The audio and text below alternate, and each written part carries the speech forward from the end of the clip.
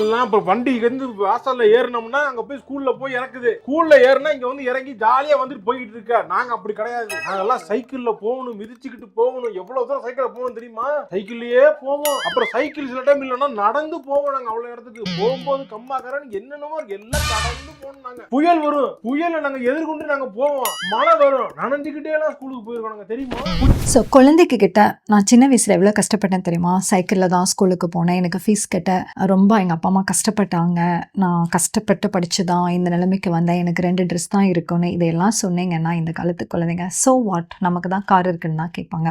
So அப்போ குழந்தைங்களுக்கு எப்படி தான் ஒரு கஷ்டப்பட்டு நம்ம வந்தோங்கிறத புரிய வைக்கிறது அப்படின்னு கேட்டால், நீங்கள் ப்ராக்டிக்கலாக சில விஷயங்கள் பண்ணணும். ஃபார் எக்ஸாம்பிள், இப்போ உங்கள் வீட்டில் கார் இருக்குது, பைக் இருக்குது, ஒரு தெருமுனையில் இருக்கிற ஒரு கடைக்கு போய் ஒரு மில்க் பாக்கெட் வாங்கிட்டு வரணும் அப்படின்னா, குழந்தைய கூட்டிகிட்டு நீங்கள் நடந்து போங்க. அது ஒரு ஃபிசிக்கல் ஆக்டிவிட்டியாகவும் இருக்கும். இதுக்கு இவ்வளோ பெட்ரோல் தேவையில்லை, இல்லை என்வாயன்மெண்ட்டு இப்போ ஸ்மோக் வரப்போ நம்ம பொல்யூஷனையும் அவாய்ட் பண்ணலான்னு சில காரணங்களை சொல்லிகிட்டே கூட்டிகிட்டு வரப்போ குழந்தைங்க அதில் புரிஞ்சுப்பாங்க.